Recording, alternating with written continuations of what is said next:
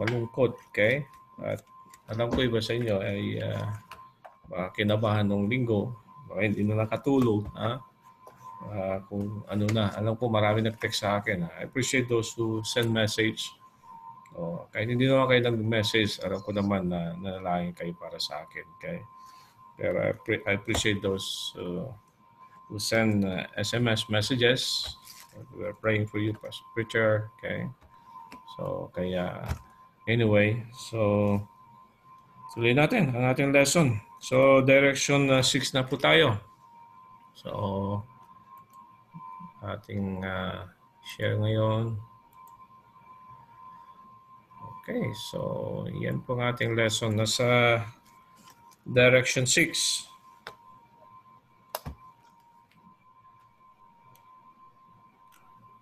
So, ang ating pong lesson, rise to today's challenge.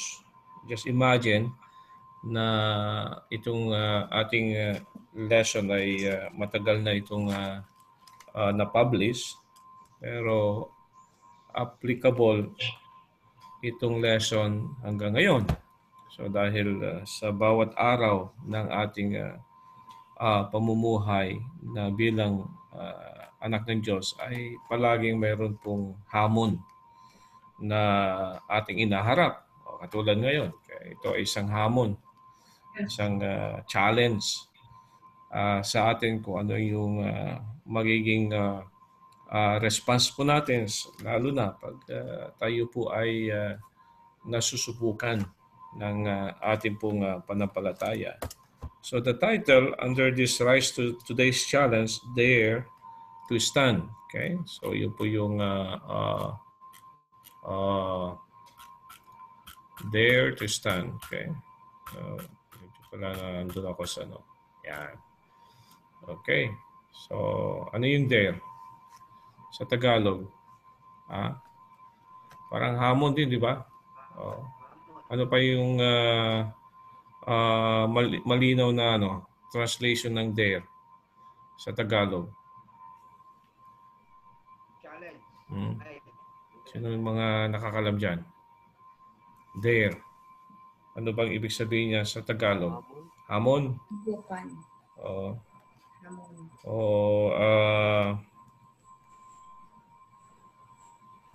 Natin kung ano yung ibig sabihin niyan.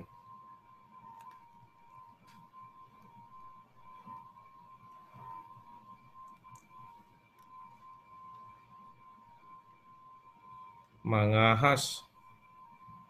Mangahas. Mangahas.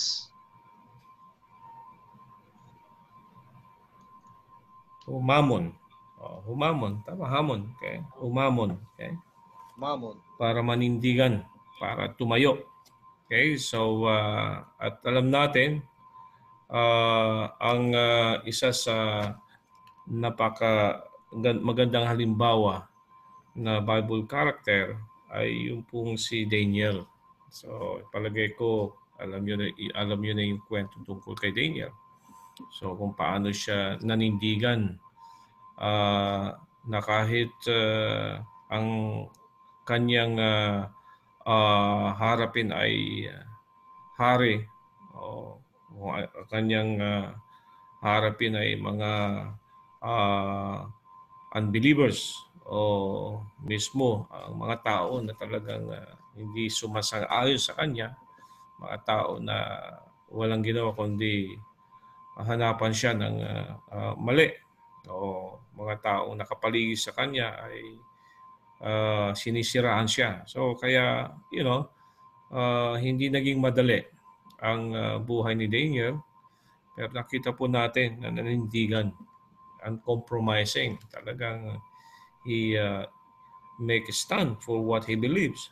So, alam nyo, iyan ang kailangan natin mga Kristiyano sa panahon natin ngayon. At dito masusubukan talaga yung ating pong buhay bilang isang anak ng Diyos, bilang isang Kristiyano. Lalo pag ikaw ay matagal ng naglilingkod, matagal ka ng Kristiyano, talagang dapat may pinapakita mo yung uncompromising stand mo sa buhay mo dahil iyon ang dapat na gawin mo dahil tayo po ay niligtas ng Panginoon para i-manifest natin ang character ng Panginoon sa atin. At siyempre, hindi naging madali para sa atin na manindigan, pero ito yung tama. At si Daniel, isa sa naging magandang halimbawa na pwede nating gayain at tingnan natin yung kanyang buhay. Dahil pag nakita nyo yung buhay niya, talagang ma-encourage ka. Dahil napakatapang po niya, talagang pinakita niya kung sino siya at talagang hindi siya nahiya na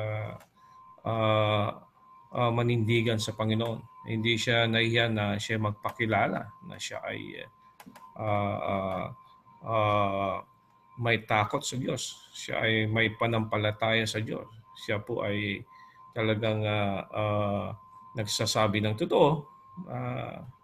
Talagang hindi niya hinayaan na hindi ma-manifest ang Panginoon sa kanyang buhay. So Psalm 94 verse 16 ang ating text at ganun din sa Ezekiel chapter 22 verse 30. So sabi dito, who will rise up for me against the evil doers? Bagamat ito sinulat ni Haring David, and who will stand up for me against the workers of iniquity. So alam natin ang kalaban natin ay mga masasama at mga gumagawa ng masama. O katulad ng nangyari po dito, kung walang masama, hindi natin ma-experience yung ganito na tayo po ay dadaan sa sabihin natin na kung saan ay nasusubukan yung ating pong panampalataya. So dahil sa masama, dahil sa mga gumagawa ng masama, ay nasusubukan po yung ating pong panampalataya at tayo po ay handa na manindigan, tayo po ay handa na harapin ang mga masasamang tao. Kaya hindi naging madali. Pero dahil sa panampalataya natin, dahil sa pagtitiwala natin sa Panginoon, ito yung ginawa ni Daniel. Pero ito naman ay sinulat ni David dito sa Psalm 94 verse 16. Isa pa na ating pong gagamitin na bilang ating text sa ating pag-aaral ay yung Ezekiel chapter 22 verse 30. And I sought for a man among them that should make up the hedge and stand in the gap before me for the land, that I should not destroy it, but I found none. Ito naman yung naghahanap, si Ezekiel ng mga men na manindigan, sa gitna, ng labanan kung saan ay sino yung talagang maninindigan sa katotohanan, who will stand in the gap before me for the land. So ito po yung dalawang text na ating gagamitin sa ating lesson at lalo natin maunawaan ito habang tayo po ay dadako sa pinaka body ng ating lesson. So I read a very appropriate introduction to this lesson, Dare to be a Daniel. I remember many years back ako'y nagpahayag ng mensahe tungkol dito dahil nung time na tayo po ay nagsisimula pa lamang, ito na yung naging inspiration ko. Ito na yung naging gabay ko paano tayo manindigan at magpatuloy o paano din tayo makapagsimula ng ating gawain noon. Kaya nakita ko sa buhay ni Daniel na talagang uncompromising. At kung hindi siya manindigan, walang mangyayari sa kanyang buhay. So, kaya doon ko nakita yung kanyang tapang. Diba? Doon ko nakita yung kanyang panampalataya sa Panginoon. Doon ko nakita yung talagang hindi siya nakipag-compromise. Kahit talagang ito ay ikakamatay niya, di ba? Talagang nakita natin sa buhay niya na talagang handa siyang mamatay. Para lang manindigan sa Panginoon. Handa niyang ibigay ang kanyang buhay at yun po, yung handa niyang ibuwis ang kanyang buhay para manindigan siya sa katotohanan. So, yun po ang isa sa naging inspirasyon ko nung tayo po ay nagsisimula pa lamang. Kung hindi ka manindigan talaga, kung puro takot ang nasa isip mo, pag ikaw ay palaging naduduwag at nangingibabaw yung takot, hindi ka talaga makapagsimula na maglingkod sa Panginoon dahil you always tend to compromise. So you always tend to accommodate your fear, and you tend to accommodate your worry, ika nga, and you tend to just think what is best for yourself, hindi yung para sa Panginoon at para sa ibang tao. Kasi normal lang na pag ang takot ay mangingibabaw na sa'yo, wala kang iisipin kundi sarili mo lang. Oo. Kasi yun ang poproteksyonan mo. Yun, yung trabaho mo, yung pamilya mo, sarili mo. Pero once na nanindigan ka na, hindi mo na iniisip yung kahalagaan ng buhay mo, kundi ikaw ay manindigan para sa Panginoon. Para sa ganon, dahil sa pagpanindigan mo ay yung buhay mo ay maibahagi mo sa ibang tao. And I do believe, dahil sa kanyang ginawa, marami po ang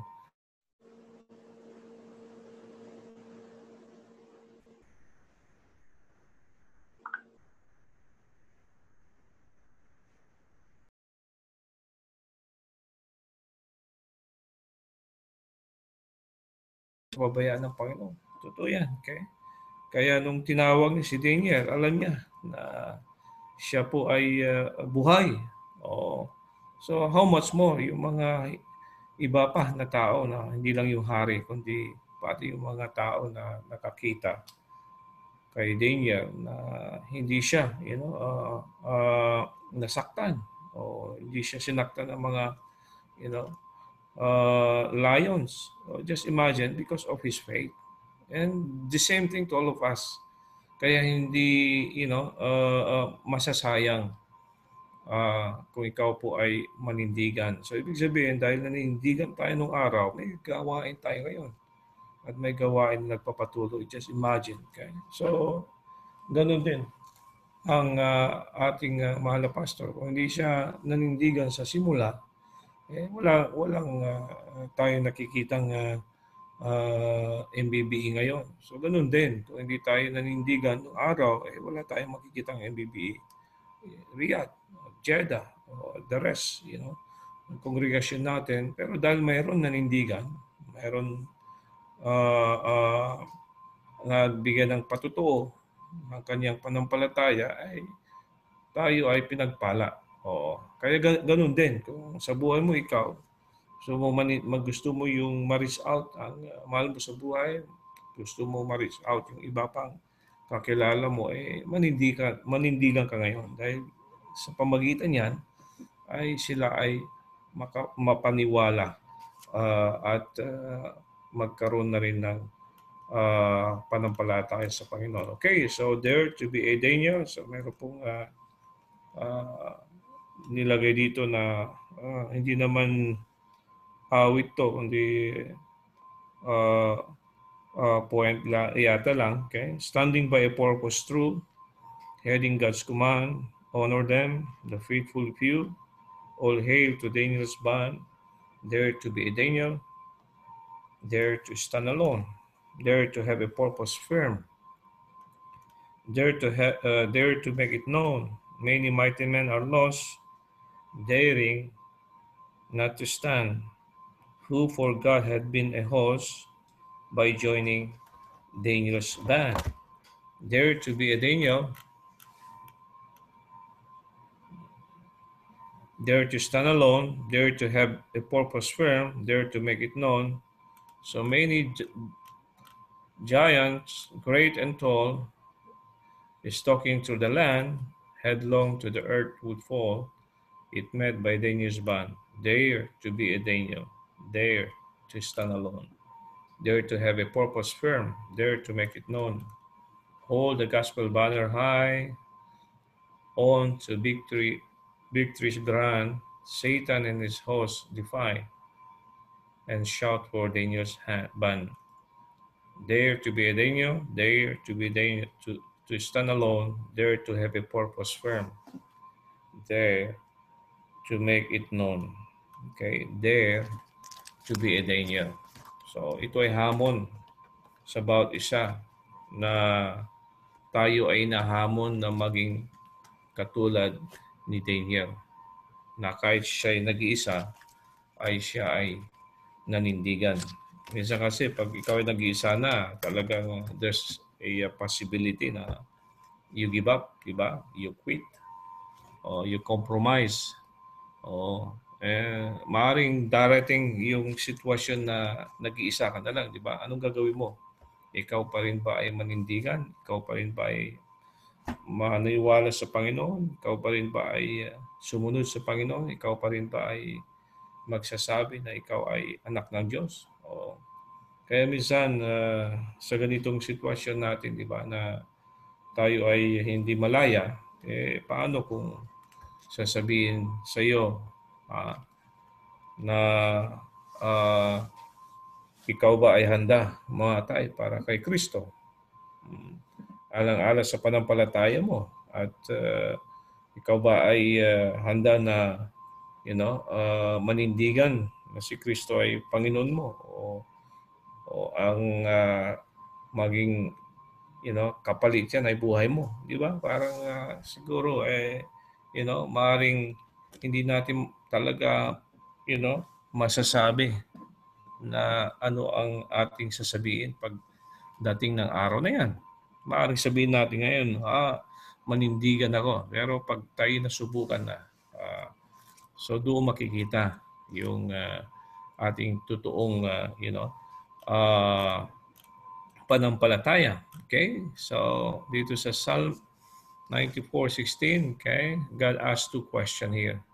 So who will rise up for me against the evildoers? Who will stand up for me against the workers of iniquity? Sabi ni David, sino ang sasama sa akin, di ba? Na labanan ang mga gumagawa ng masama.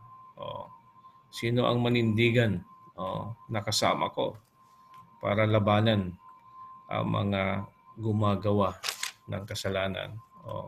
So will you like Esther? Okay, ito naman ay sa buhay ni Esther, response to the challenge of allowing God to use you and all you have for His glory. Alam niyo si Esther, alam natin ng buhay niya na kahit bagamat siya ay babae, willing niyang ibuwis o ibigay ang buhay niya para lang sa proteksyonan ng mga anak ng Diyos. Okay? At ganun din. Okay? So, sana tayo rin ay handa tayong ibigay ang ating buhay para sa ikakalago o sa pagpapahayag ng salitang Panginoon. So, the same thing. Okay?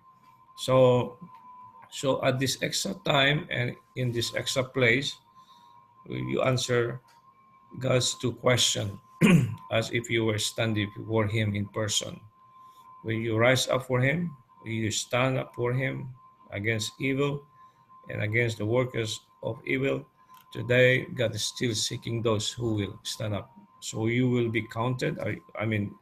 Ikaw ba ay maasahan ng Panginoon? Sabi, alam mo, hindi lang siguro si David ang nasasabi nito, kahit ang Panginoon.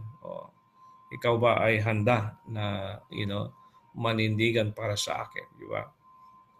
Nalabanan ng masama, at handa ka ba na talagang ipakita ang panampalataya mo sa harapan ng mga masasamang tao at mga taong hindi gumagawa, mga taong gumagawa ng masama. Okay, so stand in the gap between right and wrong. So we know that ang nagiging batayan natin sa ating buhay, panampalataya at sa ating ginagawa sa ating buhay, wala kundi ang salita ng Diyos. So ito yung pinaka-standard po natin at wala na pong iba. At dito natin malalaman kung ano ang mali at ang tama. Okay? So although mas mahalaga na mauna na malalaman mo ang tama kaysa mali, pero dito sa salita ng Panginoon ay nakasalalay ang ating kaalaman kung ano ang tama at ang mali. So right and wrong are becoming unclear, less distinct nowadays. Kasi pag pinag-usapan natin right and wrong, what is moral and immoral? Yun naman ang talagang kahulugan po yan.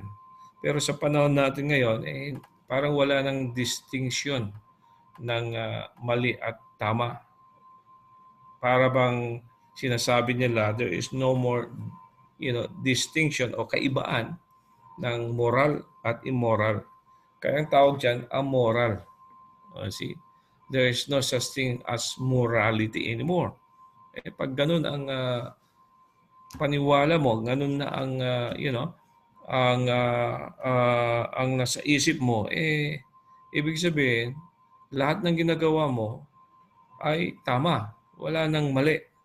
Oo, sasabihin mo, well, ito gusto kong gawin karapatan ko itong gawin Hindi na pinag-usapan kung yan ay tama o mali.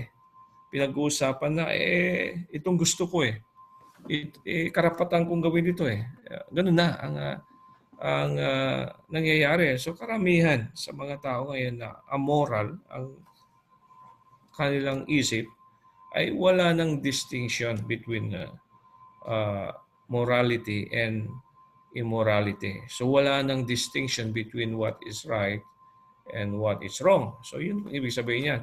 Katulad niya, murdering innocent children today is called pro-choice.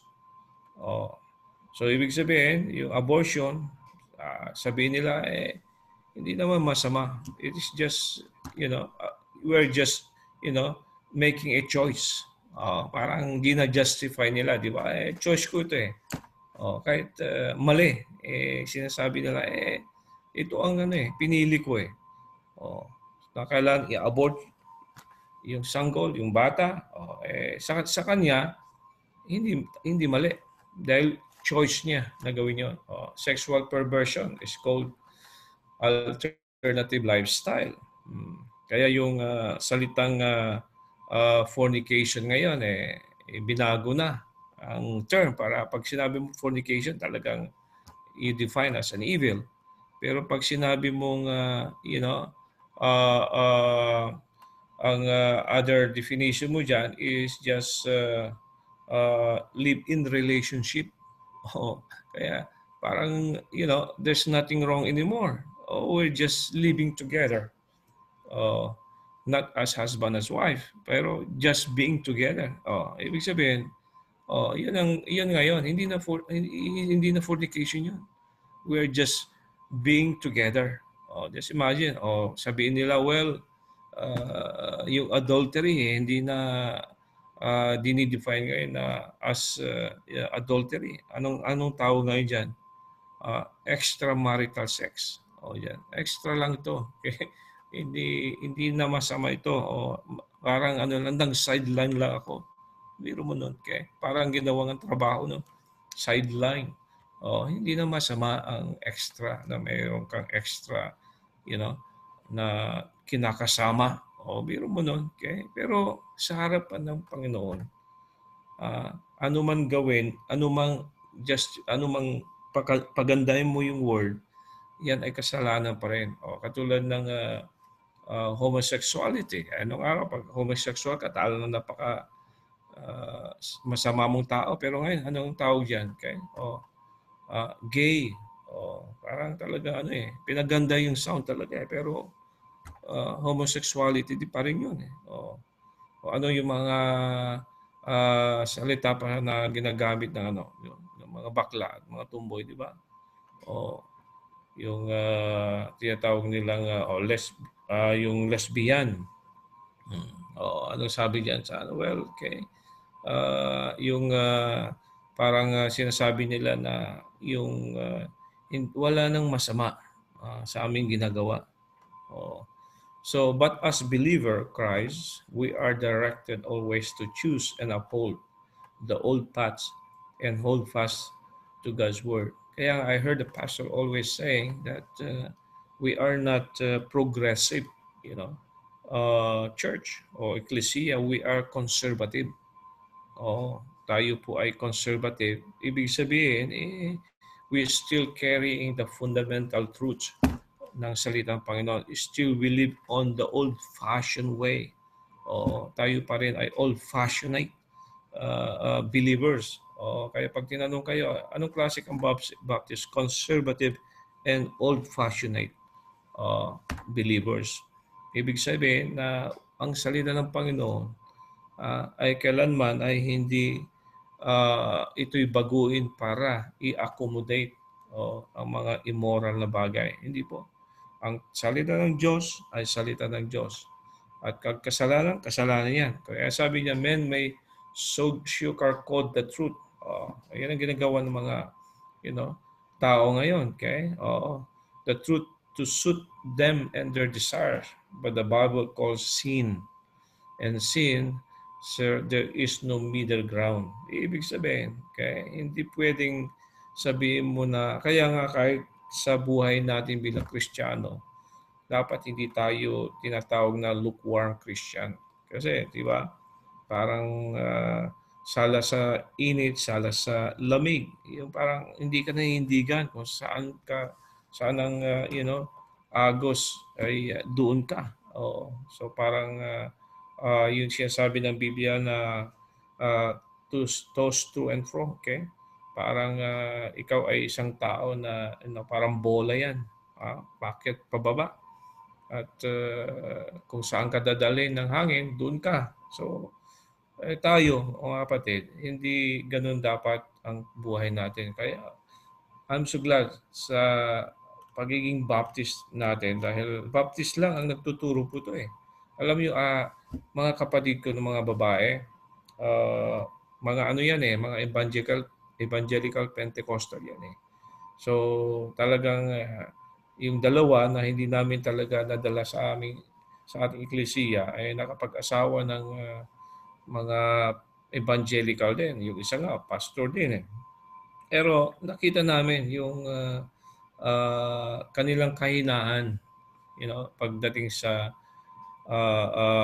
kung paano sila manindigay. So, very accommodating ang mga, alam mo mga evangelical, mga Pentecostal, very accommodating yan. Okay? So sasabihin nila, well, basta ang mahalaga kung ano yung nasa puso mo. Paano kung mali yung nasa puso mo? Hindi tayo kung ano yung nasa salita ng Diyos. Di ba? Yan ang sinasabi natin. Kung ano yung sinasabi ng salita ng Diyos, yun, doon tayo manindigan. Doon tayo susunod. Hindi yung, hindi, kasi mamaya masaktan mo ng damdamin niya. Hindi mo na magiging kaibigan. Ganun sila eh. Kaya sa kanila, hindi sila talaga yung very strong ang kanilang stand. Hindi katulad natin. Talagang tayo, kung anong tama, manindigan po tayo. Regardless kung ano ang sasabihin ng tao. Kahit kaibigan mo yan, kahit kamag-anak mo yan. Pero kung ang salita ng Diyos ang nagiging batayan ng buhay mo, yun ang susundin mo. Hindi ko anong sasabihin nila. Kung ano yung iutos nila sa iyo. Kaya, dito, alam niyo ba, dito natin matutunan, bilang isang Baptist, na ang Baptist talaga ay totoong mga Kristiyano. Dahil ang Baptist lang talaga yung talagang naninindigan kahit noon pa. Kahit si John the Baptist at mga apostles, talagang sila ay naging halimbawa ng kanilang panindigan. Okay? Sandali lang wala ako ng tubig. So Isaiah 5. Okay, sagutin niyo yan. Okay? Woe unto them that call Very good. blank. All Dito evil. sa booklet natin, mukhang hindi King James ang ginamit. Ayaw ko bakit. Okay. Kaya, Typographical. woe unto them that, Call evil. Good. Good. that call Evil. evil. Okay, good. Tama? Yes, po. And good, evil. Good. Evil. That put Darkness. darkness For light. or light And and light. light For darkness. for darkness. That put, That put bitter. Bitter for ano sweet. yan? Put, Bitter. sagutin nyo, okay? Bitter po. Wala akong narinig na ano nyo. Bitter for sure. Nagsasalita pa sa inyo? Yes, Bitter po. for sweet. That put bitter. Gamitin ko yung aking speaker ko kasi hindi ko naririnig eh. Hello? Yes Hindi nga, po. magsalita kayo. Yes po. Opo. Hello. Narinig ko Very kayo. good po, teacher. Hello po. Mahina eh. Hello po.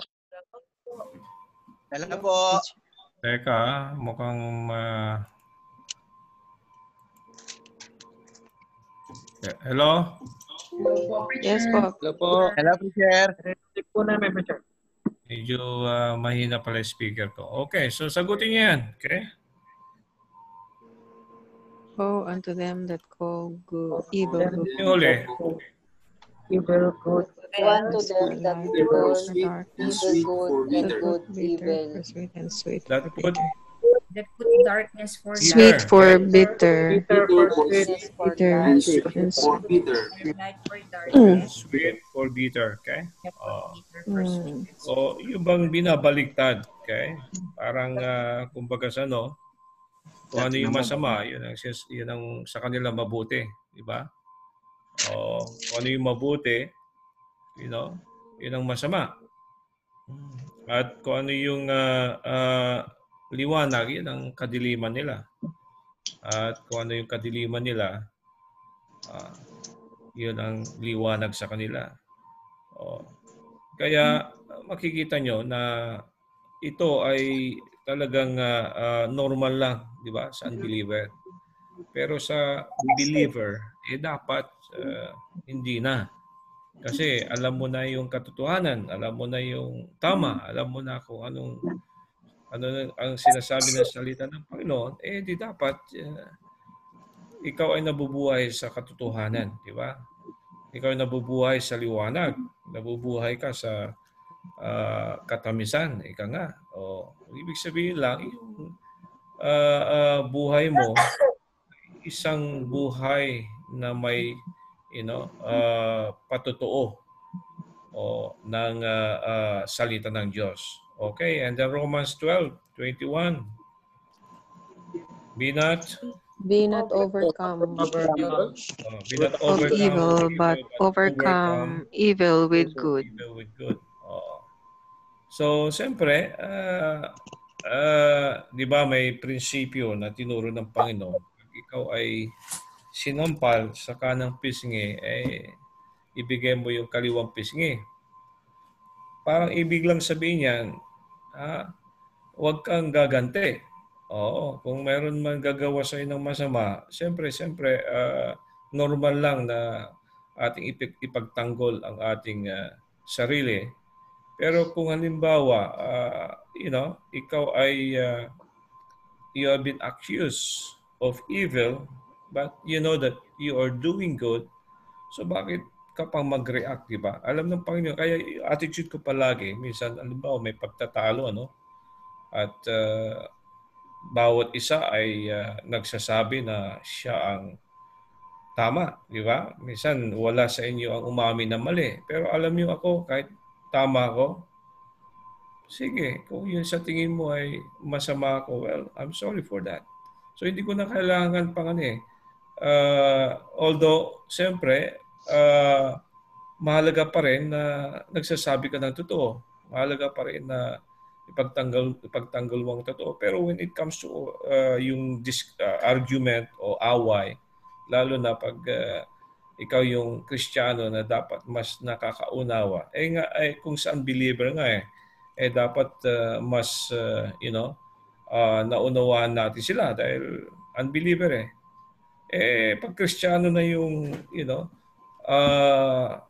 kaaway mo, Kristiyano na yung hindi mo makakasundo, dapat lalo pa na dapat nagigibway ka. Dapat lalo pa na nagpapakita ka ng maganda dahil sa harapan ng Panginoon, after all, you see, God will bless you because you are more of showing kindness and mas pinapakita mo yung ugali mo na bilang isang Kristiyano. Mahirap naman ang makikita nila sa iyo yung ugali ng unbeliever. Kahit Kristiyano yung kausap mo. Lalo pa kaya pag unbeliever ang kausap mo. So, ibig lang sabihin yan,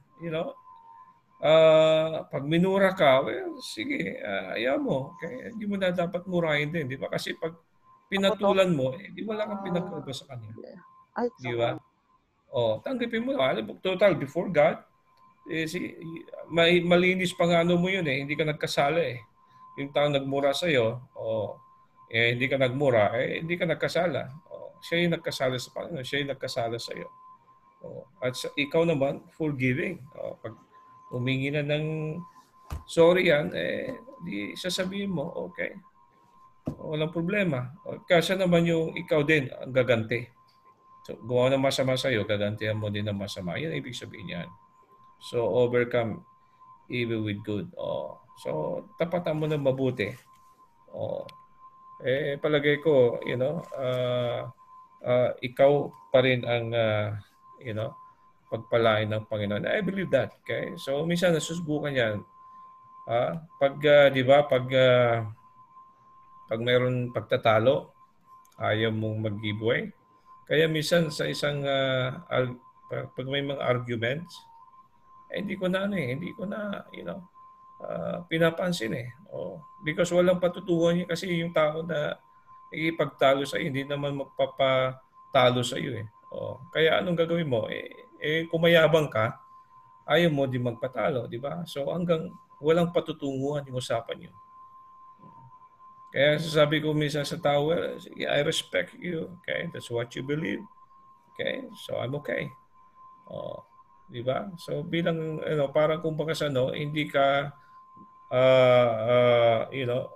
magpapakita ng sama na loob dahil lamang gumawa siya ng masama sa iyo. So I believe that should be our attitude.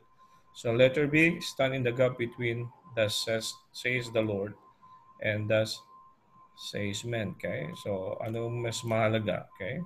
Hindi lang po sa tama at mali, kundi ano yung sinasabi ng Panginoon at ano ang sinasabi ng tao.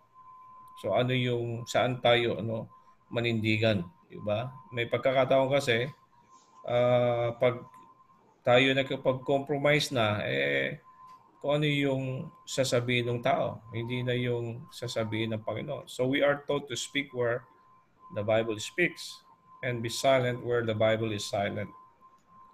So ibig sabihin kung ano sinasabi ng Biblia, ayun, doon tayo maingay. Pero kung wala naman sinasabi ng Biblia tungkol sa isang bagay, manahimik ka na lang.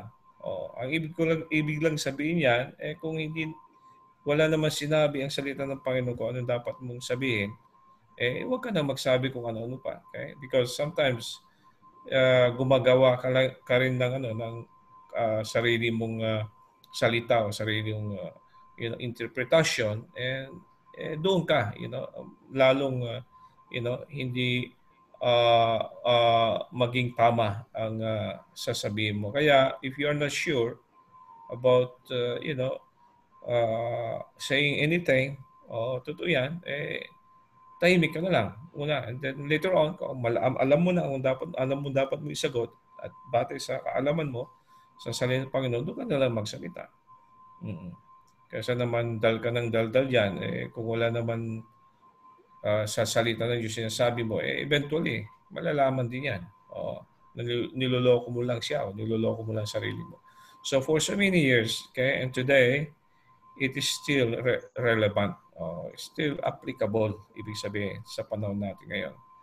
We should never make our own opinions as gospel truths and teach them to our people. Kaya yung minsan tayo mga nagtuturo, tayo mga nagpapahayag, kaya ayaw ng ating BP na sasabihin mo I think, dapat sabihin mo I believe. Kasi kung hindi ka nakakasiguro, o kung ikaw nagsasalita at I think, ibig sabihin hindi ka nakakasiguro sa sasabihin mo. Perhaps sasabihin mo gano'n, di ba?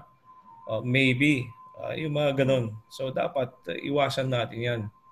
Kasi mas mahal kung hindi ka kung hindi ka sigurado, di ba sabihin mo na lang salita ng Diyos? Yun na yun.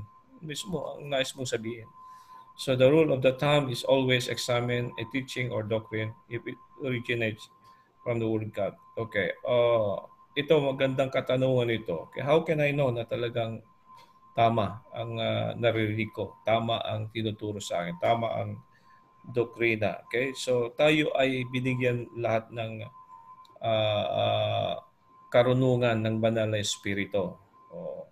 Kaya mapapansin nyo na kahit sa ating eklesiya, may order and decency. So mayroon kumbaga sa we respect the leadership, okay? At talagang nirespeto natin ang bawat role ng bawat membro ng simbahan. At isa dyan ay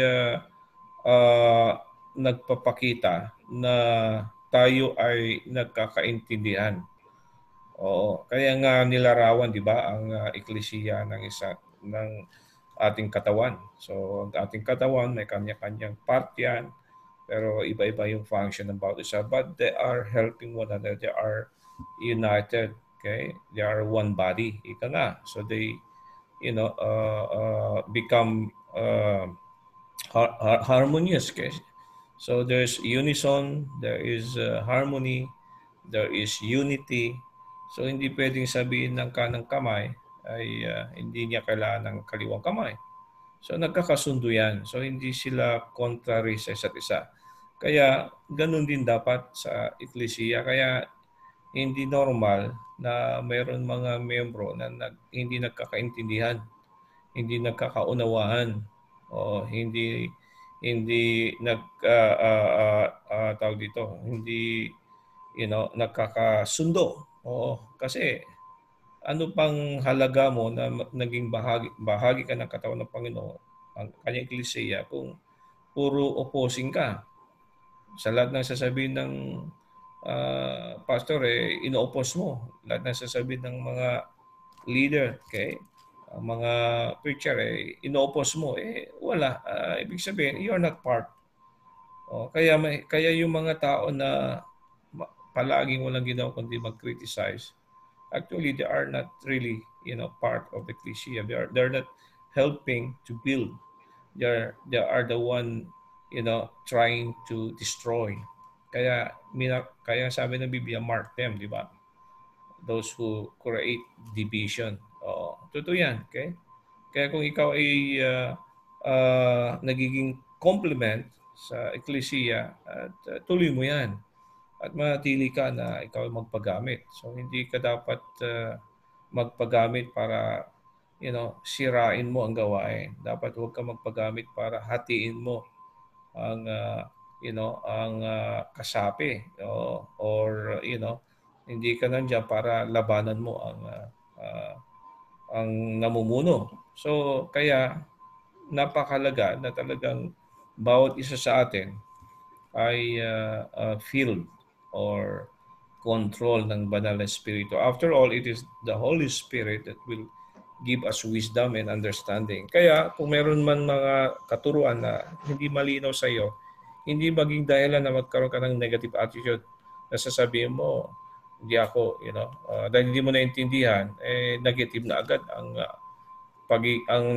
pasok ang iniisip mo. Hindi dapat. Okay? So just accept kung ano man ang tinuturo, maunawaan mo man hindi, because eventually it is the Spirit of God that will give you understanding. And I believe also that the men of God, in the first place ay tinawag bago ikaw. Yung leader muna ang tinawag bago ikaw. So paano mo sasabihin na mas may alam ka kaysa yung tinawag ng Panginoon para ikaw ay turuan?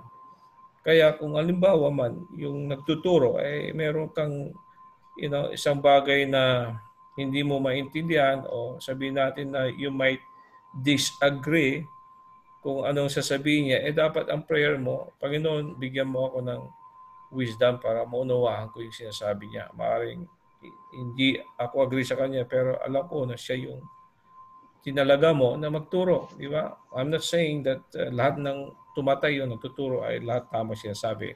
They can also be wrong, but still, that should not, be a reason, okay, para magkaroon ng hindi unity. Dahil ang Ecclesia mismo, okay, ay tinatag yan para lahat ay magkaroon ng pagkasundo-sundo, okay, kahit sa pag-aaral ng salita ng Panginoon. Okay? So, hindi naman masama yung nagtatanong. Totoo yan. That's how you can also learn by asking questions. You see? So, hindi sa nagtatanong din, hindi rin maging dahil na sinasabi niya na hindi siya sumasang-ayon. Kaya nagtatanong ka dahil gusto mo maliwanagan ang isang katuruan. And I believe that should be the attitude of every students of the Word of God, every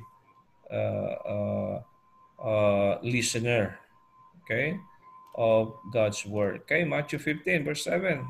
Okay. Hypocrites, well did Isaiah prophecy about you, saying, ano yan? These people Draw near to me. These people draw near to me With their mouth. And honor me with their lips. But their heart is far from me. But their heart tingnan nyo sa okay.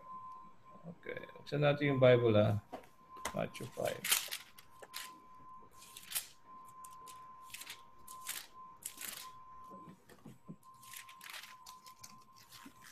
Verse 7.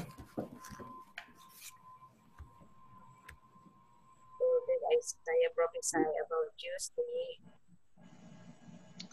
These people draweth nigh unto me with their mouth, and honoreth me with their lips.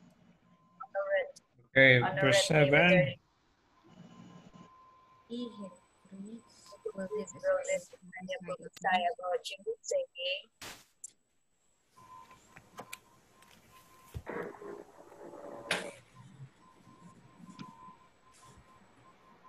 verse 8 lang may blank. Okay, so pag sa King James, nakikita niya, I don't know, okay, kung napapansin niyo yan. Magkaiba po yung 8. So, magkaiba sa ating Hindi niyo napansin? Buksan niyo yung King James niyo. 7 po, 7, 8, 9, magkaiba. Sa verse 7, sabi diyan, ye hypocrites, di ba? Opo, diretso na po sa. Pero diyan, hypocrites lang. Well did Isaiah prophecy about you, prophecy of you, saying, hindi nga pansin? Opo, magkaiba po, sir. Prophecy So, of ko alam. Ngayon ko lang napansin din Pero palagi ko. Hindi po siya King James. Nagka-rumble lang po siguro, Richard. Ha? Mai-rumble lang po siguro yung mga verses. Hindi. Hindi po King James yan nakalagay. O, verse 8 tayo ha. ng NIV. These First people should be, these Draw people nigh nigh unto unto draw me near nigh to unto me me with with their their their mouth lips, and honor honorate me with their lips. me Their lips. with their their lips. lips. Okay, tama yan. But their hearts, Okay, But their heart, binasa niyo yung verse 8. Sir, may iba po yung 8, teacher. O, verse 8, tignan niyo ha. These people Iba draw po. it. draw Draw nigh it. unto me, Nigh. Ito, Near draw nakalagay. near eh. mm-mm. Oh. Draw it nigh unto me with their mouth. So, iba. King James New Version yung gamit, preacher. Kaya, kung meron kayo yung New King James, tignan niyo, okay? I-note na lang dun sa booklet niyo, okay? Oh, iba eh. Napansin ko nga nung sinasagot ko yan. Okay, so anyway, kasi siyempre, KGB tayo, so dapat, I don't know, kung this has to be informed and corrected, okay? So mag-comment ako dyan siguro, padala natin, okay? I don't know kung ako lang nakapansin yan. So dito, look at verse 9. Oh, but in vain they do worship. Tama? Iba na eh. Opo, iba rin po. But their blood, ano yan? Is from me. Heart is far Padugtong from po me. yan ng verse 8. Oh, and verse 9. Basahin yung verse 9 ng Matthew. Yung verse 9 na KGB nakalagay nyo. But in Yung vain, verse Ano 9 na nakalagay nakalagay dyan? sa booklet. teaching for doctrines and commandments of men. Padugtong po ng, Mali. ng verse 8. But in vain they heart is worship far me, from teaching for In vain doctrines, they the do commandments worship of me. men. teaching Sir, for yung pong verse 9 na nasa booklet, yun po yung last part ng verse 8 sa Bible. Last part. Letter B niya po.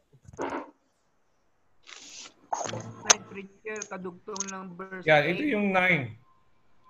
But in vain they do worship me, teaching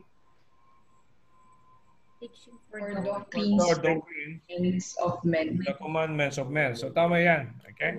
Tama yan. Doon lang sa 7 and 8. Okay? Nagkaroon ng changes. Okay?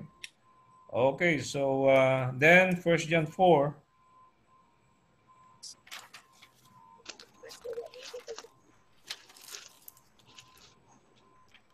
Sagutin natin. Verse 1.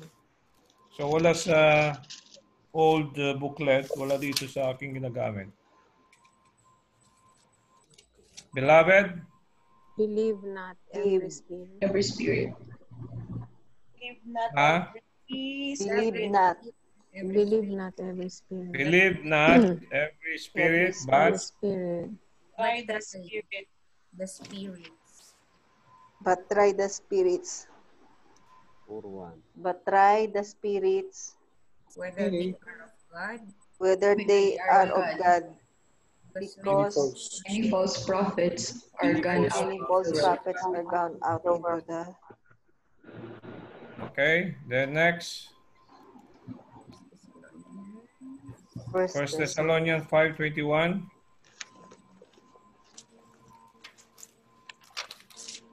Ayan.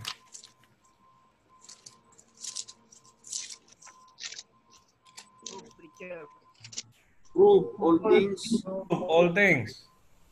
hold Mabilis fast, yan. Which is Good. which Fast is good. that is good.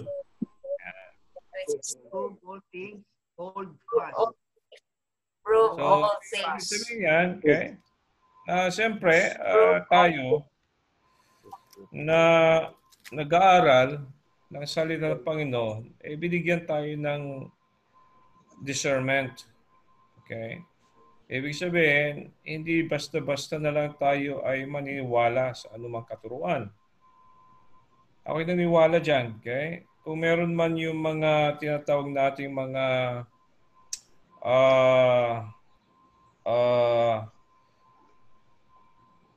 nagtuturo ng ibang doktrina, sila din mismo, okay, ay alam nila na ito'y sarili nilang interpretasyon, sarili nilang pag-intindi. Dahil ako naniniwala na bilang isang eklesiya, ang mismong banal na espiritu ay hindi author ng confusion. Okay? So, we cannot say that what I believe is different from what you believe. If we have the same spirit, it is the spirit that will give us the same understanding. So, hindi pwedeng iba. Kasi, ang eklesiya ay, yan, binubuo ng, manampalataya at ang mismo Panginoon, sabi nga ng Biblia that we are called out assembly, ang eklesiya. Tayo lahat. Ngayon, kung ikaw tinawag at maging bahagi nito, at wala kang gawin po di makipag-argue o makipag-discord o makipag-debate or para lang, i-insist mo kung ano yung stand mo, ano yung paniwala mo. Hindi. Kasi we complement each other dapat, So, dapat nagkakaintindi tayo kahit sa pag-aaral ng salilang Panginoon. Hindi pwedeng yan eh. Kasi kung hindi tayo nagkakaunawa ngayon, nagkakaroon tayo ng iba't ibang pagkaintindi, mako-confuse tayo. Paano natin masasabi na we have the same spirit pag it create confusion in our minds, yung ating pinag-aaralan. So, ako niniwala na anuman yung ating pinag-aaralan, ako man nagtuturo, kayo man nakikinig, tayo ay sumasang-ayon sa isa't isa. Oo. Although, sinasabi din natin palagi na hindi lahat ng maaari kong sabihin ay totoo, pero kung meron man, ay talagang sasabihin din ng Panginoon sa akin na mukhang mali na sabi ko. And I believe that. Okay? That the Holy Spirit will also give me that discernment. And later on, I will tell you, I would like to correct what I have said. So, ganun yun. Pero siyempre, when you preach the word of God, hindi ka nag-apologize. So, when you are in the pulpit, ngayon, you are accountable to what you have said. And I believe that. Okay? Any person, kaya hindi ganun kadali.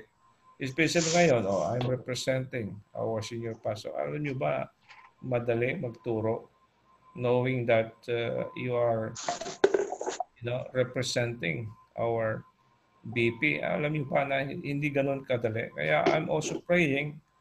Kaya ang kagandaan niya na yung lahat ng kanyang tinuro, habang nagtuturo ako ay the Holy Spirit will reveal in my mind. I can recall, I can remember what I have been taught. Kaya kung ano yung narinig ko, yun din ang tinuturo ko sa inyo. So I don't have my own interpretation and sasabihin ko na iba rin ang interpretation ng ating mga kapatid. Hindi, okay? Kung ano tinuro ng ating BP, yun din ang nais ko na inyong marinig mula sa akin. Okay? So dahil hindi ako nandito para mag-create ng confusion. Ngayon, halimbawa, may narinig kayo sa ating senior pastor at iba yung narinig sa akin. So tell it to me, okay? And I always say this, that, paniniwalaan nyo ano ang sinasabi ng ating senior pastor kaysa yung aking sinasabi.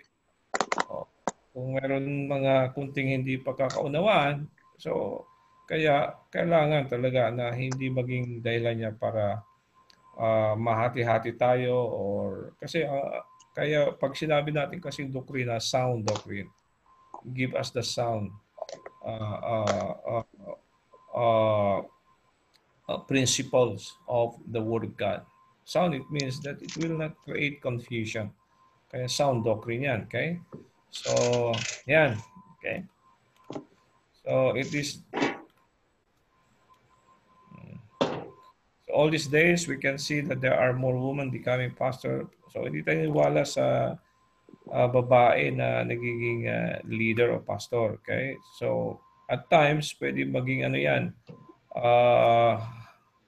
tawag dito, choir directress, may mga, pero ating minsan lang na nakita ko ang ating main ecclesia ay nagkaroon ng isang babae na nag-lead ng choir.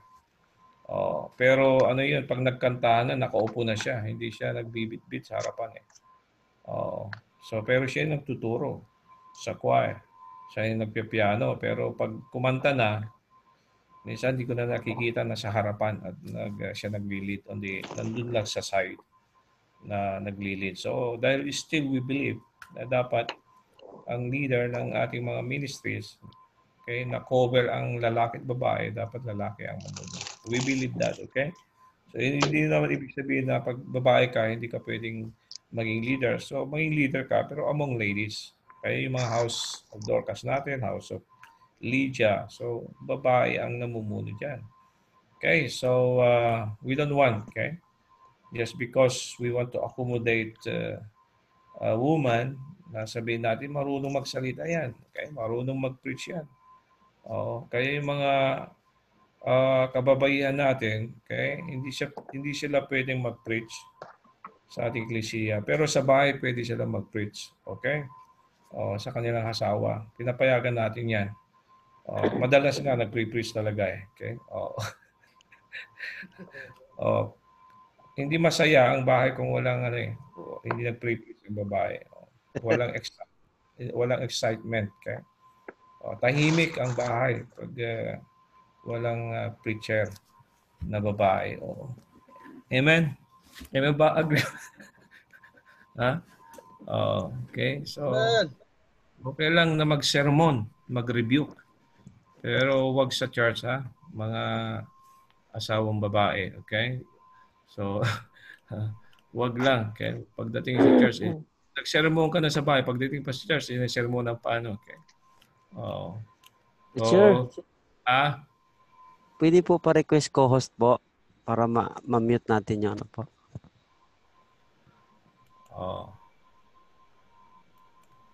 Pwede rin co-preacher. Thank you po. Hindi po. Co-host lang. Thank you po. Yun lang. Okay. Okay, so may tanong pa? May tanong? Okay, you can interrupt me. Okay.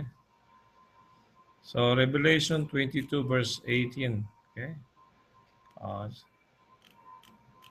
Sa inyo na lang yan. Okay. Pangatlo, stand in the gap between compromise and commitment. Napakinggan niyo yung mensahe ng ating senior pastor nung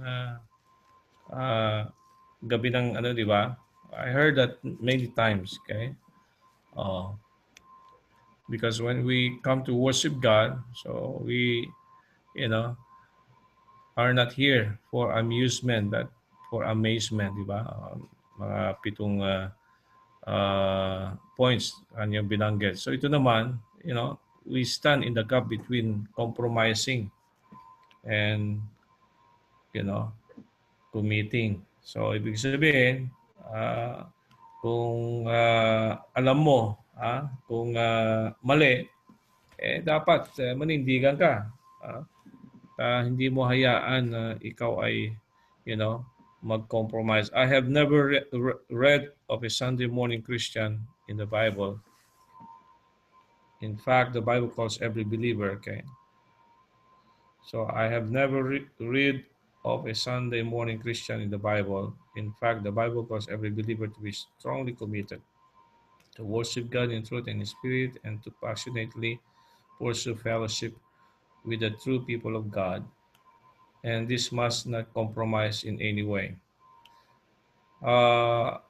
Yung message ni Preacher Tami kanina, maganda yon, yung introduction niya. Yung about relationship, fellowship, okay? At sinabi niya kung ano yung talagang nawawala, di ba? So, dito rin makikita natin yung paano ang isang Kristiyano ay dapat, maging committed. This kind of commitment is vital to his spiritual growth and maturity. So, hindi ka mag-grow sa buhay mo bilang isang Kristiyano kung hindi ka matutong mag-commit. Siyempre, pag when you make a commitment, so you're willing to fulfill that commitment also. You're willing to talagang pinangako mo yan, tutuparin mo. You're willing to fulfill that commitment that you made. And we have Christ as our best example of how it is to be committed. He did not even try to turn his back, and when he made his commitment to save us from the fires of hell. Meron tayong reference sa Bible na pag ikaw po ay nanindigan at sumunod sa Panginoon, there's no more turning back. Parang yung nilarawan po ng isang nag-aararo, di ba? Na humahawak ng araro. Pag lingon siya ng lingon, hindi magiging matuwid yung inaararo niya. So, maiiba yung direction. Kaya kadalasan ganun din sa buhay ng isang Kristiyano. Pag tayo po ay hindi committed sa Panginoon at pabago-bago ang ating isip, pabago-bago ang ating desisyon, pabago-bago yung ating prinsipyo, mahirap. So you are not as committed as the Lord wants you to be. Kaya ang Panginoon talaga, He gave His life for us. He died for us. And so He rose again so He can raise up from that watery grave to walk in newness of life. Kaya nga nung tayo po ay nabautismuhan, ito ay larawan, okay, na ikaw ay niligtas na ng Panginoon, ikaw ay hinugasan na ng mga kasalanan mo, at ikaw ngayon ay bumangon na kasama ang Panginoon para magsimulang lumakad sa bagong buhay mo kay Kristo. Ibig sabihin, you are now committed to follow the Lord. So no more turning back. Kaya when you turn back, ibig sabihin, you are compromising. You turn back, it means that you are turning against the Lord. At hindi dapat. So we do not have any right to be lukewarm and do nothing in this life. Stand strong and be committed now. So lukewarm, yung sinasabi ko sa inyo kanina na bago-bago. Okay? Kaya pag lukewarm ka, there is no consistency. Isa pa sa qualification ng isang Kristiyano na talaga naindigan between compromising and commitment. Yung talagang consistency, nandun yung kanyang consistency okay, sa kanyang Christian life. Pag consistent, ibig sabihin talagang hindi ka hihinto, hindi ka talaga titigil sa paglilingkod mo sa Panginoon. You're always there, no matter what the cause is. You're always make a stand for the Lord. Kaya yun nga sinasabi ng Biblia na that be steadfast, unmovable, di ba? Always abounding in the work of the Lord. Okay, and let's continue. Hebrews 10, verse 23. Let us hold. Tama ba? Fast, okay? Tingnan mo kung lagi ko hindi naman lahat siguro mga verses ay, Hebrews. Tingnan, verify natin sa King James. Hebrews chapter 10, verse 23, okay? Let us hold fast. Let us hold fast the profession of our faith without wavering. For He is faithful that promise. Tama yan, okay? And verse 24, let us consider one another to provoke unto love. Provoke unto love and to good works. Provoke unto love. And then, verse 25, not forsaking the assembling of ourselves as the manner of some is, but exhorting one another as so much the more as you see the day approaching. Yeah. So alam nyo, okay, isa sa pinakamahalaga din na talagang maging committed tayo is not forsaking our services, our gathering together. You're committed that every time we have meeting, we have gathering, nandiyan ka palagi. Alam ko, iba sa inyo, talagang dahil sa inyong schedule, pero huwag yung available ka, but still, you will not avail yourself. Yan ang ano yan. Yan ay forsaking talaga. Talagang sinasadya mo, di ba? Na alam mo na dapat nandyan ka, wala ka. Alam mo dapat you're committed to attendance, wala ka. So, inuuna mo yung ibang bagay, that is compromising. So, pero kaya nga sabi ko sa inyo palagi, pag talagang sa simula, committed ka na at manindigan ka, kahit gaano mahirap, ay talagang gagawa ng paraan na hindi mo ma-miss ang pagtitipon. Yun ang aking yun yung mula nung ako naging Kristiyano hanggang ngayon. Yan ang talagang nasa isip ko na I will not miss any if kumbaga sa kung maaari ika nga ay lahat ng pagtitipon ay madadaluhan ko. Bakit? You never know, okay? Because this is what exactly the Bible says. Paano kung yung ikaw nag-absent, yung pa yung mensahe na kailangan mo, di na mismo.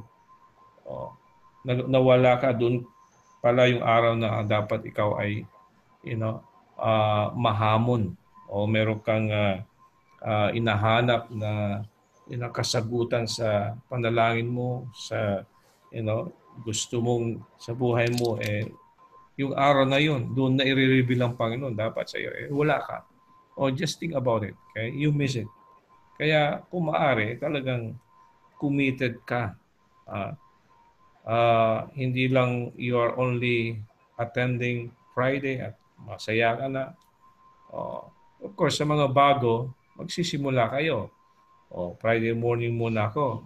Pag naging faithful ka ng Friday morning, subukan ko naman ng evening. Nakayanan mo evening, subukan mo naman mga per meeting.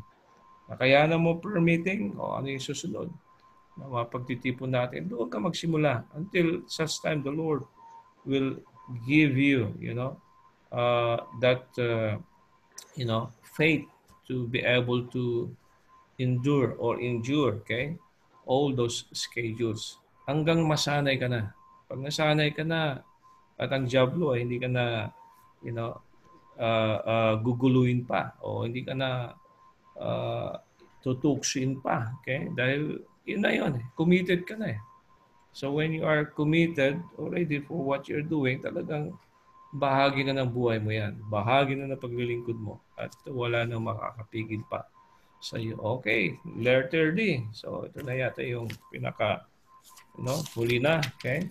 Standing hindi pa, okay? In the gap between the lost and the found. So between the unsaved and the saved, between the unbelievers and the believers. So ikaw yung parang nagiging namamagitan, di ba? Ibig sabihin, dapat alam kung saan ka, tatayo. So hindi pwedeng yung isang paa mo na sa kamunduan, yung isang paa mo na sa Panginoon. So, ibig sabihin, you know where to put where you have to make stand. Totoo yan, okay? Napakalaga yan. Kasi kung hindi mo alam yan, kung saan ka nakalugar, there's a tendency, that you will not doing the right thing. Okay? In Luke chapter 19, verse 10, Jesus said, He came to seek and to save that which was lost. And this is also speak about being a messenger, okay, or a witness, okay, to the unbeliever. So this is our divine duty, our mission and calling as well. The biblical admonish and directs us to stand and reach the lost for Christ. And by God's grace and power in our lives, we can do this. It is Christ whom we preach, warning every man and teaching every man in all wisdom. that we may present every man perfect in Christ Jesus. So ibig sabihin, it's our responsibility to warn the unbelievers that if they will not believe, they will go to hell, and they will and they will experience the wrath of God or the judgment of God. So tayo po yung napag-aralan natin, di ba? Yung tayo yung watchmen, di ba? We are the one that will warning tayo yung watchmen, okay? Not only witnesses but watchmen. However, in James 5:20, we are made to see and understand that in this life we can never be perfect, that we can still fall into sin against God, that we can be wrong and get hurt. But we can always go to the Lord, ask forgiveness and restoration. He will never condemn nor cast us out. And just like Him, we too can be merciful, forgiving, and understanding toward those erring brothers or sisters in the Lord. So, alam natin yan, okay, that we cannot live a perfect life, but God is always merciful. He is always forgiving. That when we commit sin, that we just go to Him and ask for His forgiveness. And the same thing we do with those who sin against us. So dapat ipakita din natin ang kindness ng Panginoon sa mga tao na nakagawa ng hindi maganda sa atin. Kaya ating matutunan yung yung passion o yung love, okay, yung compassion ng Panginoon sa tao. Okay, so James chapter 5 verse 20, let him know that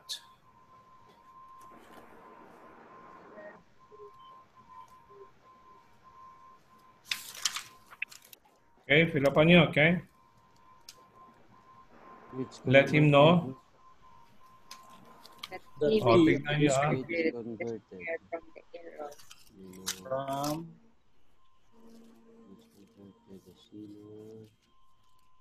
from the error. Let him know The error of his way. From the error of his way. Save multitude of from the error of his way. From death. Let him know sins. that Hide a multitude of From the sins. error of his way shall save from death. Shall save from death. From death shall hide a multitude of sins. let him know that he which soul from converted the death sinner from and the shall hide multitude of sin. These Okay, are so tama saved ito. our soul Okay, yung original and shall booklet hide sins. medyo na iba. Okay, so that's fine. Okay, so kaya nga, sabi nga ng salita ng Panginoon na kahit yung mga kasalanan natin ay binaon na sa ilalim ng dagat. So ibig sabihin talagang tayo po ay talagang hindi lang pinatawad o kinalimutan ng Panginoon ang ating mga kasalanan. Kaya when we forgive, we also forget. Okay? So hindi pwedeng magpatawad ka sa isang taong nagkamali sa iyo pero hindi mo makakalimutan yung kanyang ginawa sa iyo. Hindi mo pwede, okay, pinapatawad kita ngayon pero hindi ko pa rin makakalimutan ang ginawa mo sa akin. Pag gano'n, parang hindi ka na nagpatawad. Pero ang Panginoon, you see, malinaw po, sabi diyan, okay, that shall cover a multitude, okay, of sins. So, gaano man kalalim ng kasalanan mo o gaano man kabigat ng kasalanan mo sa Panginoon yan. And I'm so glad that because of the shedding blood of the Lord Jesus Christ, there is remission of our sins. And that's really the grace of God that cover all our sins. Okay, lastly, stand in the gap between fear and courage. So ito, katulad sa panahon ng pandemic, di ba? So dapat nangingibabaw yung faith natin na nagbibigay ng courage para hindi yung nabubuhay ka sa takot. Kaya, I mean, this is also one way that our faith is tested. You know, perhaps the Lord talagang allowed this pandemic to happen. Dito siguro, alam nyo ba na dahil sa ganitong pandemic, parang ano yun you know, na-manifest na kung sino yung totoong Kristiyano. Dito ngayon, nakikita kung sino talaga ang totoo na nanindigan o totoo na naniniwala, totoo na talagang nagtitiwala sa ating Panginoon. And I'm so glad, okay, that because despite of this pandemic, hindi tayo nanghina, di ba? Maaring nagkaroon tayo din ng takot, pero mas nangingibabaw yung ating pong panampalataya. Mas nangingibabaw yung ating tapang, di ba? Na yun po yung nagtutulak sa atin na magpatuloy at huwag huminto sa ating pong paglilingkod sa ating Panginoon. So, go gather together all the Jews that are present and Shoshan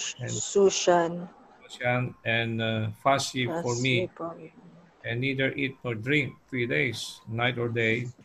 I also and my maidens will fast likewise, and so will I go in unto the king, which is not according to the law.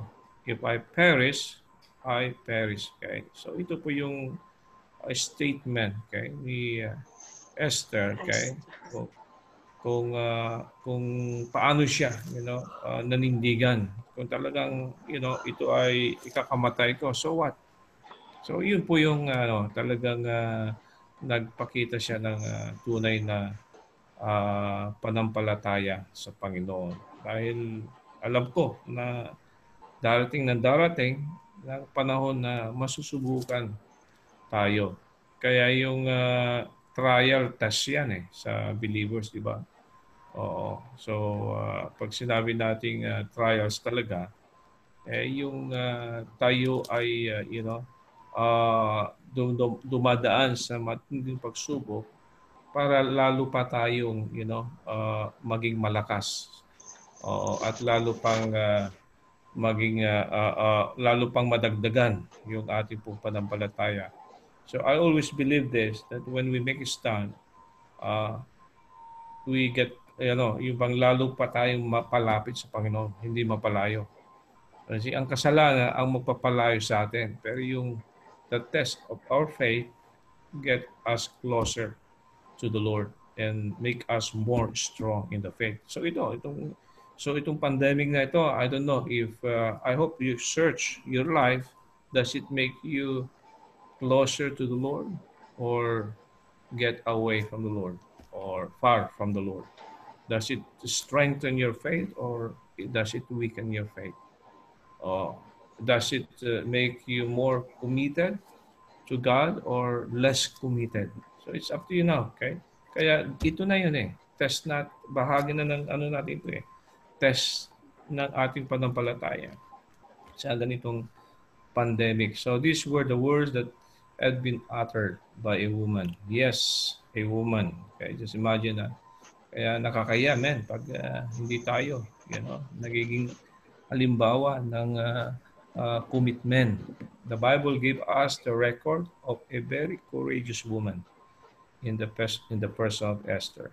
Yes, she stood in the gap between fear and courage, and was able to because she put her trust in the Lord. So I believe this, okay? That kasi trust in the Lord with all thy heart, and lean not unto thy own understanding, di ba? In all thy ways, acknowledge Him.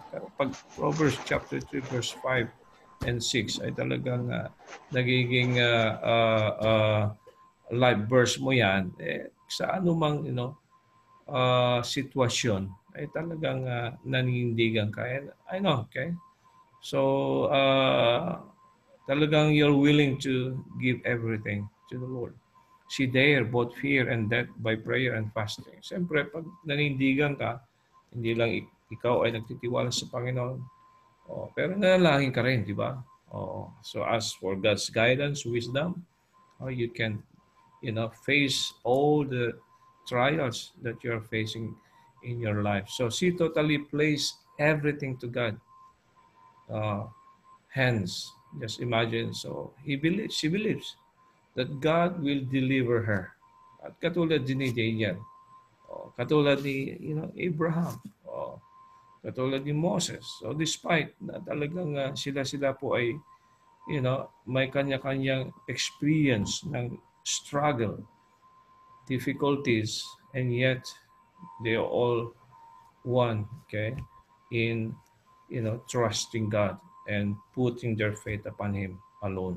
And God honored her courage and sent deliverance to the people of God. So it is worth, di ba, making stand, because eventually hindi lang para ikaw ay pagpalain ng Panginoon later on, and the people will also be blessed. The people that you minister to, the people that are in your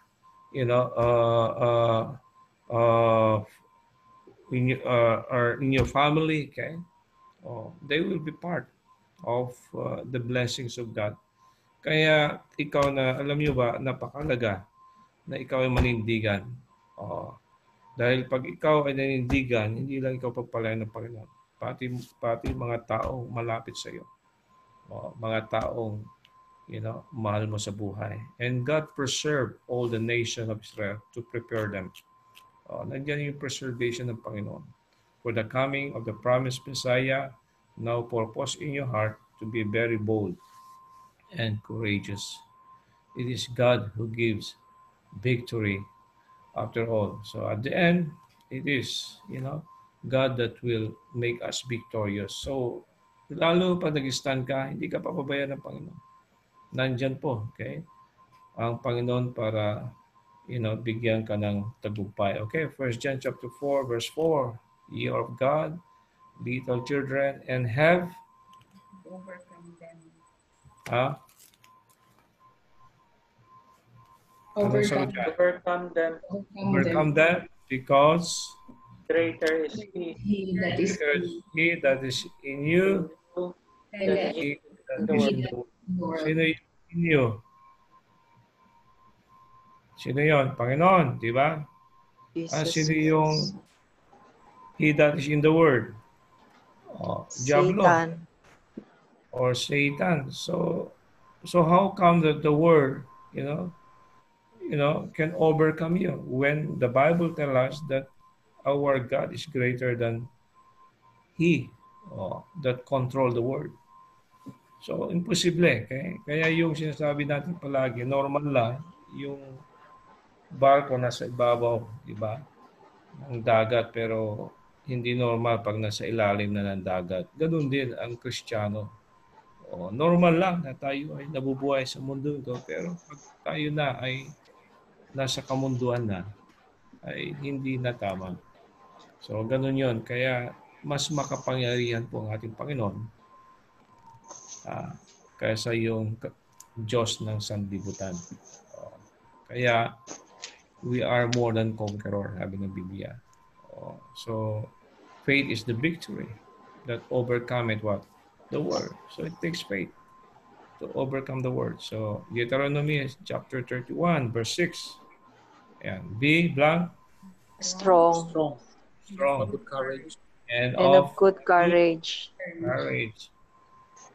Not Fear not, or be afraid of them. Not For the Lord thy God, thy God.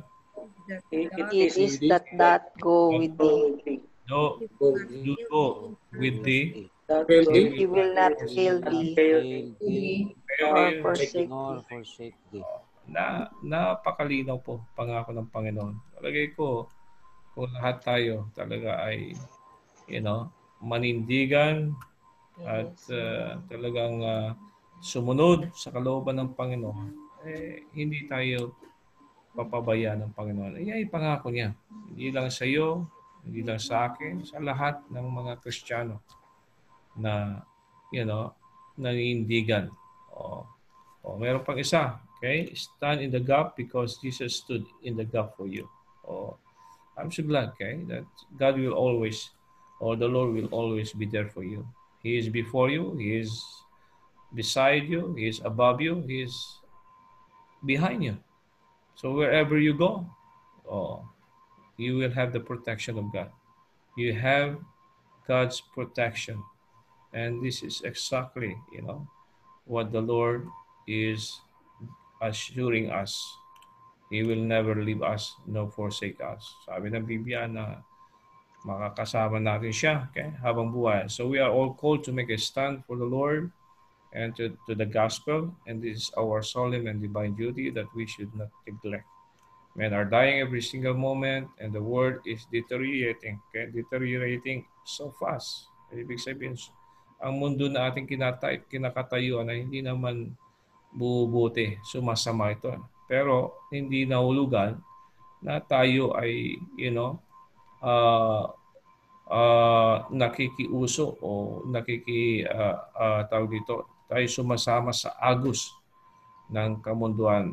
Alam niyo, ang prinsipyo na tutunan ko sa ating may eklesiya, tinuro na ating mahal na pastor, na, huwag nating hayaan na baguhin yung ating pong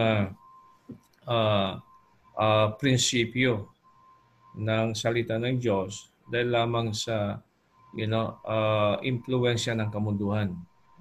Yan man ay sa pananamit, napakahalaga po yan.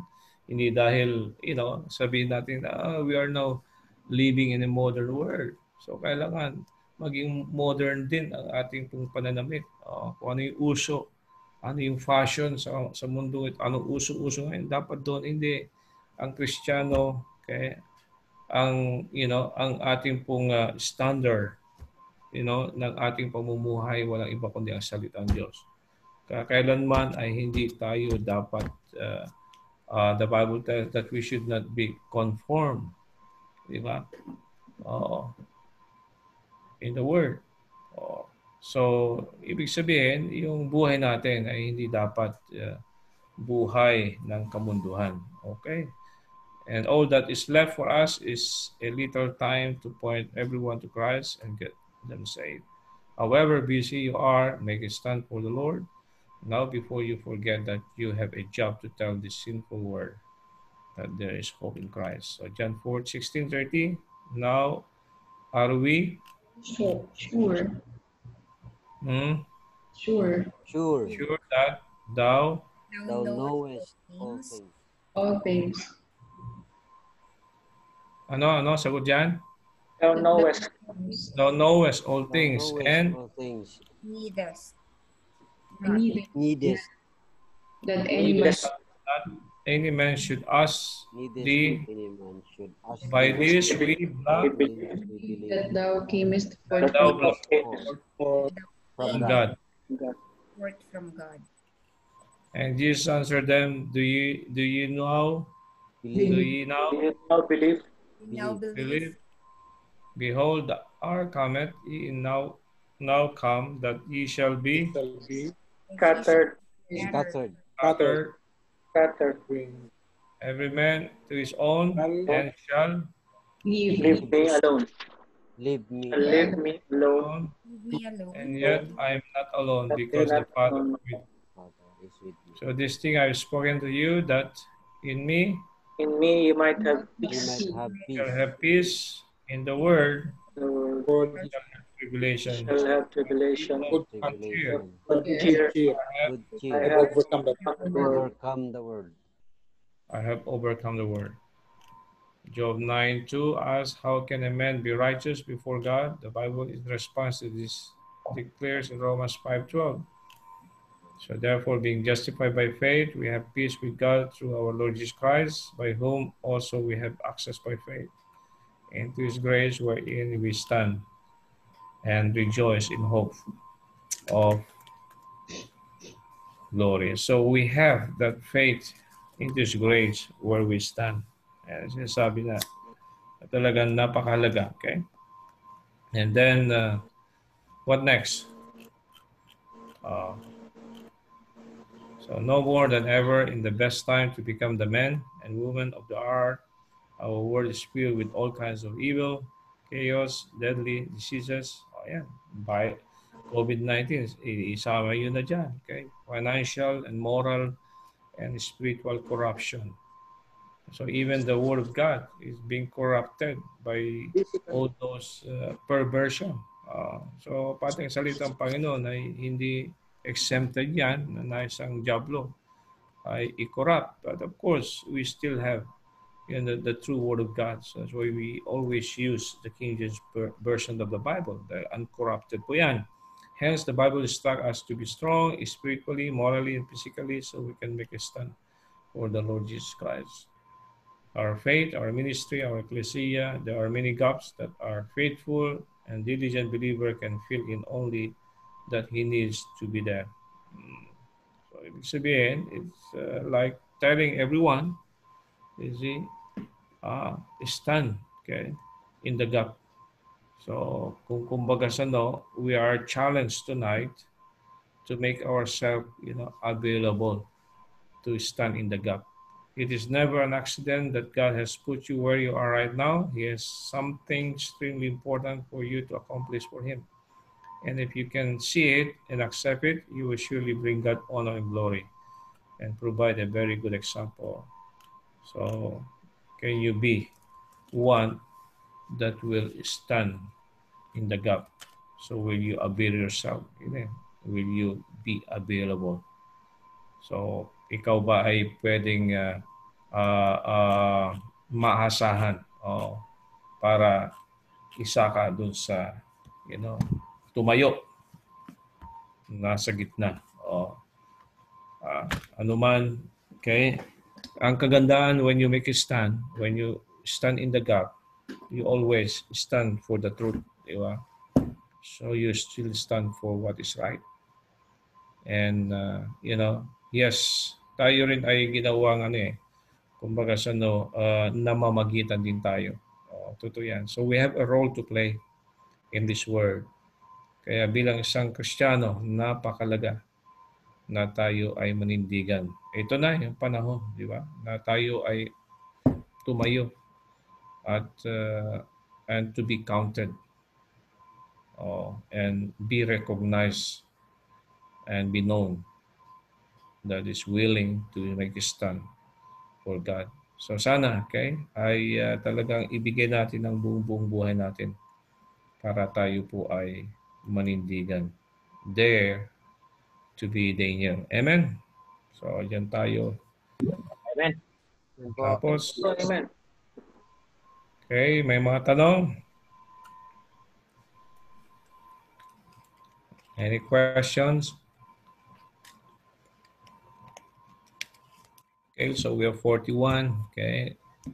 Yung kanina, mayroon akong kwento. So, 30 lang yung nandiyan pa kanina. So, yung 11, maaaring din nyo naabutan yung aking kwento. Pero ipanalangin nyo yung safe namin dito, okay?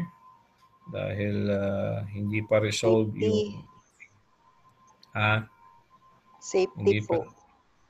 Safety, okay? Ano ba sabi ko, okay? Safety. At yung safety namin dito, okay? So, men, siguro mag-usap-usap na lang kayo and let me know kung ano yung magiging proposal niyo and we'll talk about it, okay? So, just pray for our safety. Amen? So, wala na? Teacher, Okay, go ahead. may nakababad kasi akong damit. Lalaban ko lang bukas ng umaga and then papatid po ako dyan kala John Rick. Hindi na ngayon siguro. Siguro starting na lang siguro sa Huwebes. Bebes. Sige po. Okay lang at para hindi kayo masyado, no? Okay lang,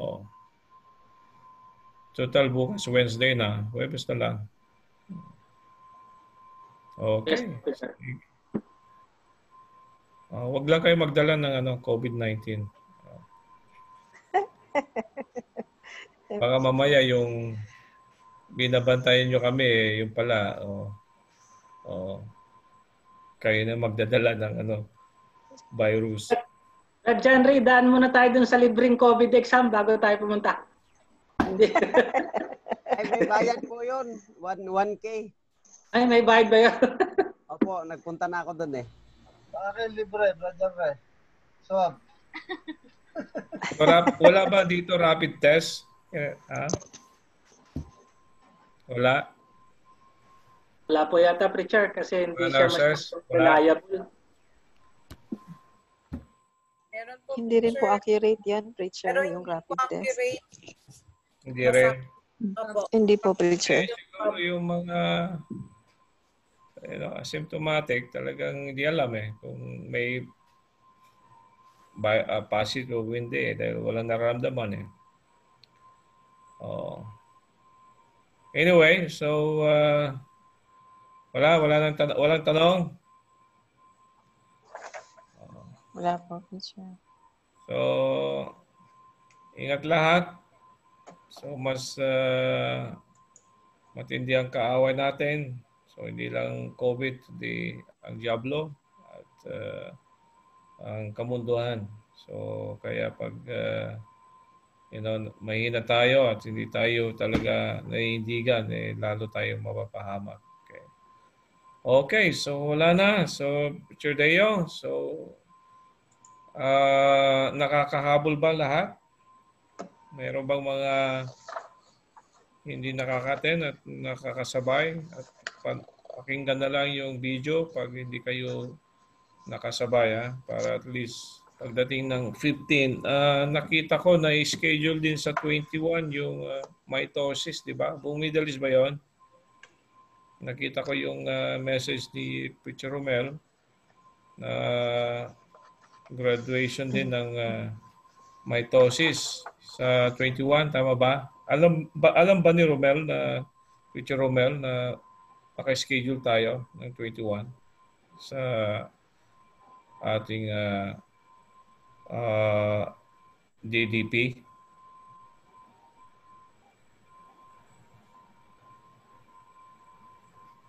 Hindi ako sure. Yung So sabihin mo na lang Pero si Wilmer ho alam. Sabihin mo na lang na nakikita mo yung announcement ni Preacher Romel na may recognition ng mga sa abroad sa mitosis. Kaya baka mamaya wala na tayong slot at unahin yon. So make sure na nagkakaintindihan yung dalawa. So tanong mo na rin. Inquire mo na alam ba niya na meron plano may schedule ni Preacher Romel na i-recognize din yung mga graduates ng mitosis. So pwede tanong mo kung talagang alam din ni Preacher Romel na naka-schedule tayo. Okay, so tapos na ang bakasyon. Ay ba, karamihan ay babalik na bukas. Normal na uli ang ating schedule. O iba sa inyo, bakasyon pa rin hanggang Sabado. So karamihan ba may pasok na bukas? Sure, meron na po. Pero tuloy pa rin yung ating schedule. Kung I'll let you know naman kung meron pagbabago. Okay? So so ilan pa session natin? Kung isa na lang yung natira ngayon, di ba? So 7 yung sa maturity. So meron pa tayong 8. 8. Kaya bang yan? Tapos tayo ng direction this Thursday. So simulan natin next week. Palagay ko baka hindi natin kaya, no? Pwede tayo mag-isa ulit Sabado. Let me know, okay? If may conflict ba pag Sabado? 9 o'clock ng Sabado.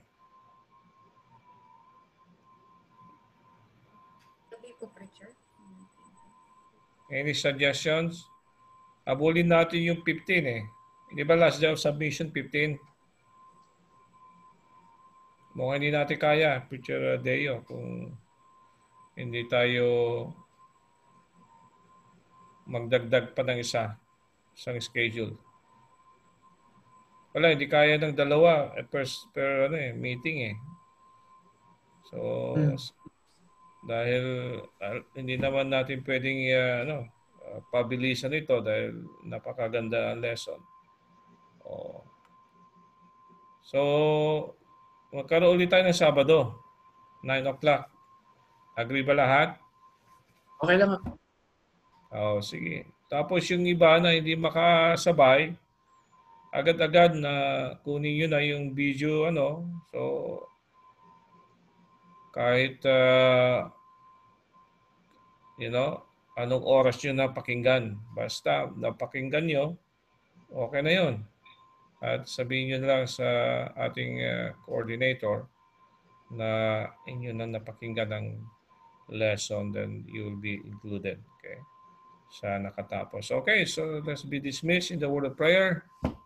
So, Preacher Dane, ikaw ang manalangin para sa ating pong pagwawakas. So, any concern na dapat ipanalangin? Okay, Ses? Pwede po kami dumalaw sa inyo ni Ate Role Joy. Ha? Pwede po kaming dumalaw sa inyo ni Ate Role Joy. May regular swap din naman po kami. Okay lang. Friday? Dali lang yung result. Magdadala po kami ng food. Kailan? Next week po. Okay lang. Sige. Okay. Basta negative. Apo, Preacher. Okay, so okay lang. Okay. Si Mrs. 5 hours na rin ang kanyang duty. Kaya medyo, ayun lang, minsan maaga, minsan late. So, ako naman, nag-on call ako for the past, since Monday. Kahapon, may work 10. So, kanina, alas 3 na yata ako nakauwi. Ng madaling araw. So, maging on call ako this week. Kaya medyo talagang meron akong schedule ng certification. Hindi ko alam kung kaya ko hanggang 15 ng August. Kasi 15 ang exam eh. So, I'm trying my best. Pero bukas meron akong work 7 in the morning pero mukhang hindi matutuloy dahil hindi pa rin tumatawag. So then next starts ko 11 in the morning. Gising ata rin. Pray nyo. Talagang wala eh. Yun ang ating ating work. So hindi naman pwedeng hindi natin gawin. Okay. So yes, Roy, meron ka sasabihin? Preacher, wala po. Okay, go ahead, Preacher Dane. So closing prayer na po tayo. Manalangin po tayo. Iyoko po natin ang ating mga ulo at kita ang ating mga mata. Panginoon, marami pong salamat sa gabing ito at kami po ay binigyan mo ng oras upang kami po ay muling makapag-aral ng iyong salita, Panginoon. Marami pong salamat muli sa iyong paggamit sa aming puting preacher upang lagi po niyang i-avail ang kanyang sarili, Panginoon, upang kami po ay matuto at malaman pa ang mga nais mong natutunan namin sa iyong salita, Panginoon. Dalahin ko rin po, Panginoon, ang patuloy mong pag-iingat sa aming puting preacher at sa kanyang may bahay, Panginoon, sa nakaraang mga insidente ng nakaraang araw, Panginoon. Padala mo po ang iyong mga anghel at bantayan mo po, Panginoon, ang paligid upang wala pong hindi magandang nangyari, Panginoon. Dalahin ko rin po, Panginoon, ang mga darating na araw na sana po ay patuloy mo kaming lahat na ingatan, Panginoon, at gabayan sa aming mga ginagawa sa araw-araw. Dalahin ko po na patuloy mo po kaming ilayo sa COVID-19 at sa mga bagay na makakasama po sa aming lahat, Panginoon. Hindi po maraming salamat sa lahat po ng biyaya na tutuloy natin kakalob sa bawat isa sa amin, Panginoon. Maraming pong salamat maging sa oras na kami po ay nagkasama-sama kahit po sa Zoom platform lamang. Ito ang aming samat dalangin sa pangalan po ni Jesus na aming Panginoon at Tagapagligtas. Amen. Okay, good night. At, Amen. Night po, preacher. Night. Ingat sa inyo lahat. Thank you po, Arian din. preacher. Thank you po sa inyong lahat po. Thank you, God bless po, PBN. brethren. Alam. bye. Po. Ingat po kayo dyan, Riyadh. Bye-bye po. Ay, thank you po. Thank you po. Bye. God bless po rin po, preacher. Preacher, Bye-bye po. preacher, lahat kayo dyan, ingat. Thank you po. God Sa bless lahat po. po, preacher. Good night po. Good night, friend. Night. Good night, Gwen. Ayan, may mic na si Gwen. Eloy! Good night, Gwenny. Good night, everyone. Night. Okay. Ikaw na. Nagalit na. Sir, net po. Tita. Bye-bye na. Good night. Good night po, preacher. Good night po, tita. Good night.